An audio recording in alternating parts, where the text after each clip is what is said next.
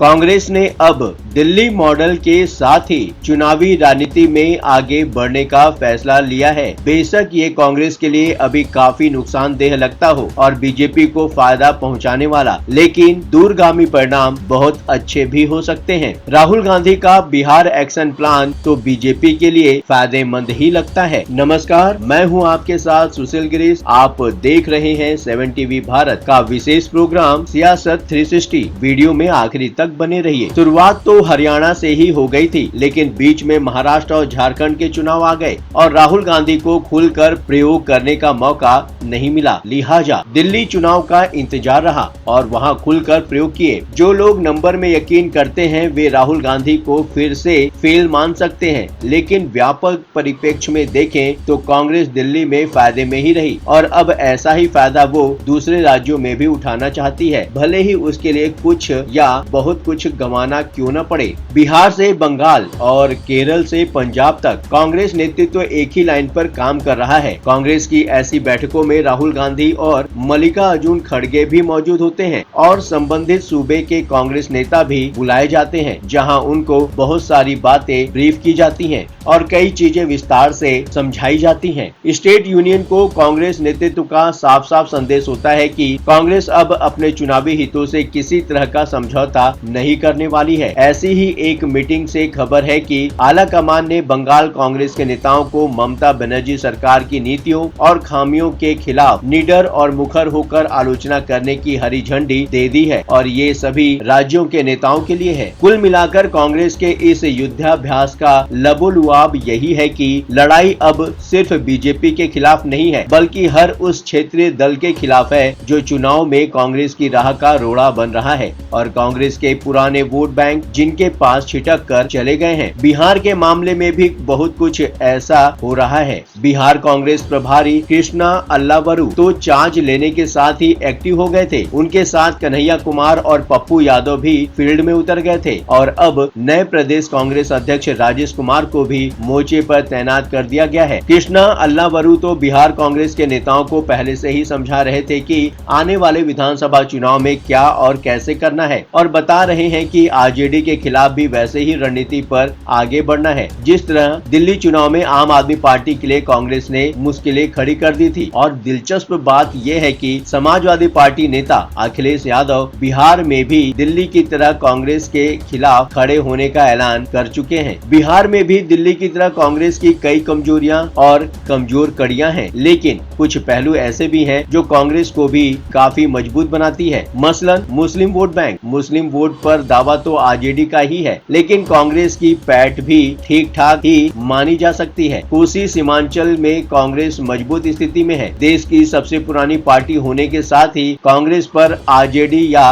बाकी क्षेत्रीय दलों की तरह किसी जाति विशेष की पार्टी होने का भी ठप्पा नहीं लगा है। ये ठीक है कि अभी तक कांग्रेस लालू परिवार के साए में भी गुजारा कर रही थी और संगठन भी बिखरा पड़ा था, लेकिन देर से कोई दुरुस्त आए तो उम्मीद करने का हक तो है ही। दिल्ली चुनाव के बीच ही राहुल गांधी ने ताबड़तोड़ बिहार दौरा शुरू कर दिया था और बिहार में हुई जातिगत गणना को फर्जी बताकर लालू यादव और तेजस्वी यादव के सामने कांग्रेस का इरादा जाहिर कर दिया था। लोकसभा चुनाव में तो पप्पू यादव के मामले में लालू और तेजस्वी यादव की सक्रियता को देखते हुए राहुल गांधी ने सब नजरअंदाज कर दिया था, लेकिन अब कांग्रेस की बिहार टीम के साथ कन्हैया कुमार और पप्पू यादव को तैनात कर साफ कर दिया गया है कि क्षेत्रीय दलों के बारे में जो उनका नजरिया है वो उसी पर कायम रहेंगे। कांग्रेस के राजस्थान चिंतन शिविर और भारत जोड़ो यात्रा के दौरान राहुल गांधी कह चुके हैं कि क्षेत्रीय दलों के पास कांग्रेस की तरह कोई विचारधारा नहीं है, इसलिए उनको कांग्रेस के साथ ही चलना होगा और पीछे पीछे चलना होगा, नहीं तो कांग्रेस अकेले ही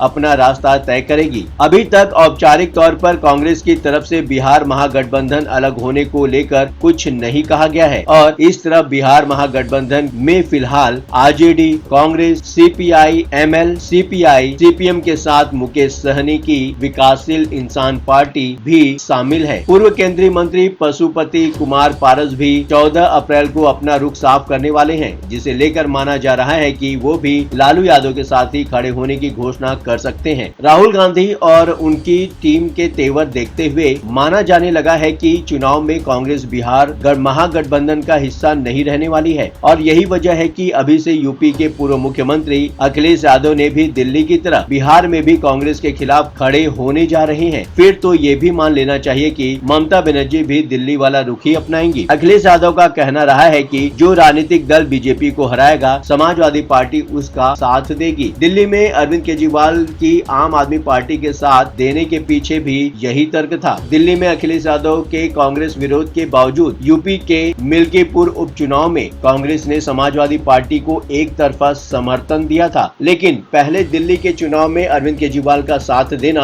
और अब आरजेडी के समर्थन की बात करके अखिलेश यादव भी कांग्रेस पर दबाव बनाने की कोशिश कर रहे हैं, ऐसा लग रहा है। अखिलेश यादव अपनी तरफ से ये जताने की भी कोशिश कर रहे हैं कि कांग्रेस के बगैर समाजवादी पार्टी विपक्षी खेमे में मजबूती से अपना रोल निभा सकती है। कांग्रेस के खिलाफ ममता बनर्जी का सपोर्ट कर लालू यादव ने भी ऐसा ही किया है। दिल्ली और बंगाल की तरह कांग्रेस का मकसद अब बिहार में भी सिर्फ बीजेपी को हराना ही नहीं है, बल्कि अपना जनाधार मजबूत करना है, अपने पुराने वोटर से रिकनेक्ट होना है, कांग्रेस कार्यकर्ता का जोश हाई रखना है, भले ही विधानसभाओं में जीरो बैलेंस की क्यों न नौबत आ जाए। भविष्य की बात और है, लेकिन अभी तो कांग्रेस की इस रणनीति का फायदा बीजेपी को ही मिलने वाला है। दिल्ली चुनाव मिसाल है और बिहार की अब बारी है। फिलहाल इस वीडियो में इतना ही। आपका क्या कहना है? कमेंट बॉक्स आपका है, बेझिझक अपने विचार कमेंट बॉक्स में शेयर करें। हाँ, चलते चलते आपको यह बात भी बताना जरूरी है कि 7 टीवी भारत अपने दर्शकों की राय और सूचनाओं के लिए हमेशा खुला है। अगर आपके पास कोई महत्वपूर्ण खबरें, अहम घटना की सूचना, सामाजिक मुद्दा या फिर कोई ब्रेकिंग अपडेट हो तो वीडियो में दिए गए नंबर पर व्हाट्सएप द्वारा आप हमसे संपर्क कर सकते हैं। आपके विचार, आपके सुझाव हमारे लिए मायने रखते हैं। अब आपकी बात नहीं रहेगी अनसुनी। ये प्लेटफॉर्म है आपका,